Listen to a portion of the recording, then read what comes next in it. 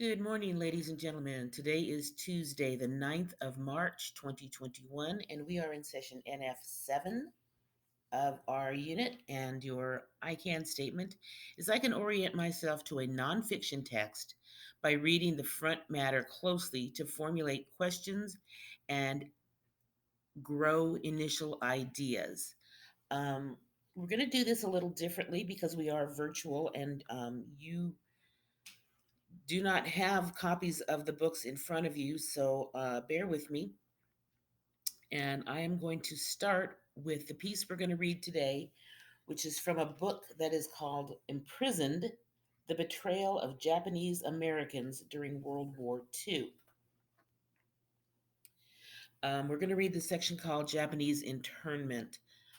It's a fascinating story if you don't know it. But since the I can statement says we're going to read the front matter closely, maybe we should look at that.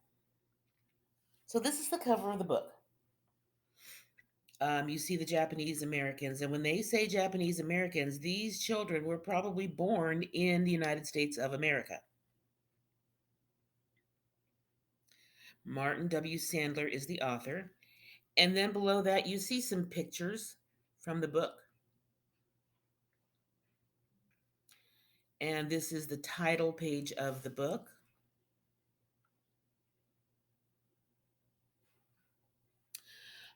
So this is what you would be seeing in class. So it's very much the same as what you'd be seeing in class. Here's our table of contents. And I'm going to be reading to you today from chapter 6, Japanese Americans at War. At the bottom of this page, you will see a link to meet the author. This is about the author, Martin W. Sandler. If you would like to learn more about him, you are more than welcome to read that or watch it or view it or whatever the young kids are saying these days. All right, so bear with me. Let me get through this for you and pay close attention. You are looking for 3 to 5 pieces of information about the subject that you didn't know. And I want to know how you feel about those things. So that's going to be your evidence of learning today. You can actually move forward to the evidence of learning if you'd like and type as we go. You might have to stop this recording or back it up to hear certain things, but I want a minimum of 3, at least 3. Listen carefully, write them down, and then I want an explanation of what you think about those things that you learned.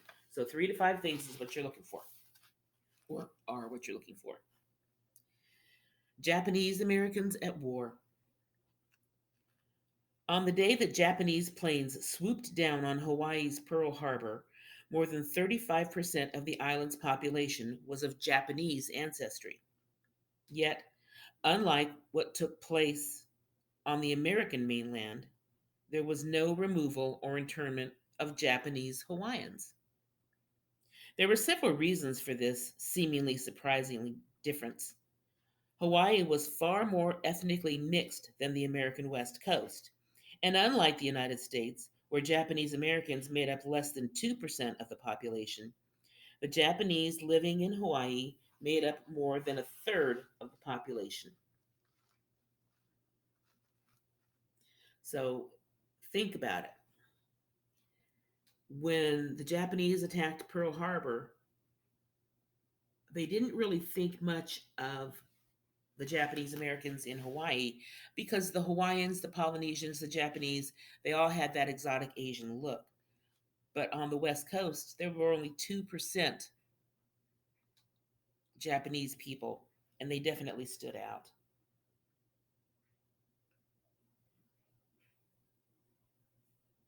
As a result, even though anti Asian feeling was not totally absent, the Japanese population in Hawaii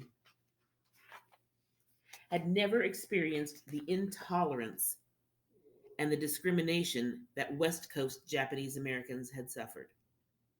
Important also was the fact that in 1941, Hawaii was still an American territory, 18 years away from statehood.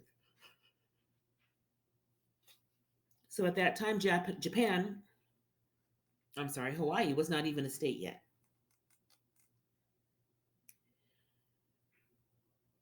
Without representation in Congress, there were no virulently anti Japanese representatives or senators determining to imprison those whose only crime was their ethnic background.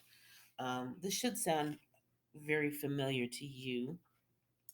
Um, if you think about comparing 1941 to 2021, see if you can make some comparisons. Finally, there was the vast difference between the attitude of the commanding general of America's West Coast military force and that of the commanding general of Hawaii's troops. Whereas General John DeWitt had been determined to imprison all Japanese Americans for the duration of the war, Hawaiian General Delos Emmons also shared neither the desire nor DeWitt's blatant racial prejudice. Emmons, in fact, was impressed with the obvious desire of many Hawaiian Nisei to prove their loyalty. Remember, these are Japanese Americans. Beginning in February of 1942, Emmons worked tirelessly to convince Hawaiian military leaders that a special Nisei unit should be founded and sent into action. His determination paid off, and the 100th Battalion was formed in June of 1942.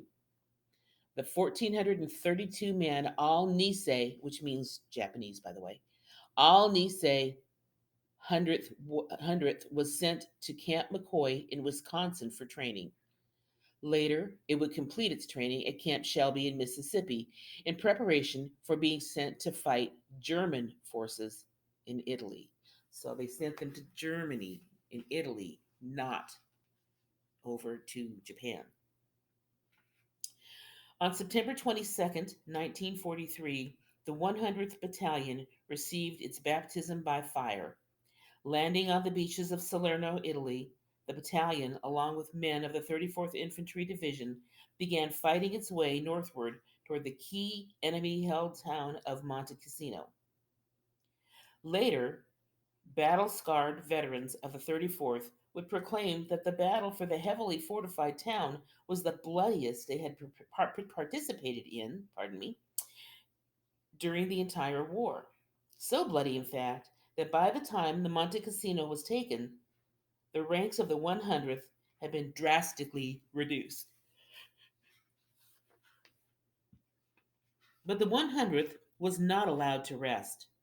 Even before the final shots were fired at Monte Cassino, American military commanders, awed by the aggressiveness and courage the Nisei had displayed under fire, ordered the battalion to immediately last enemy stronghold before the city of Rome. Here, the Hawaiian Nisei fought with a ferocity that members of other American units would never forget. We had been sitting and living in foxholes at Anzio for some 63 days, an officer of the American Fifth Army would later write. The 100th Battalion wiped out the last heavy German resistance we met, and then it was practically a walk into Rome. It may have been practically a walk to the long-awaited liberation of the vital city, but the men of the 100th Battalion, many of whom had looked forward to participating in such an important event, were not allowed to take it. To this day, there is controversy over why the battalion was held back with Rome in sight. Some military historians are convinced that it was because of the racial prejudice that still existed against the Japanese, despite their willingness and ability to fight. Others believed that there was a different reason why the 100th had been halted. While the battalion was making its mark in Italy, Another all Nisei unit had been formed and was undergoing training at Camp Shelby. Named the 442nd Regimental Combat Team, it was composed mostly of men who had been released from the American relocation centers, young men who, despite having been interned, had then been required to prove and sign loyalty oaths, and they agreed to fight for the United States. Many of these men, oh, excuse me, oh, it skips over a page. Interesting. I apologize. Many of them men influenced by Nisei leaders in the internment camps, men like Jimmy Sakamoto. Before being evacuated, Sakamoto had been head of the Seattle branch of the Japanese American Citizens League. Writing in his camp newsletter, he had declared, "Up to now, we have been expressing our allegiance, and the day has come when we can actually demonstrate it."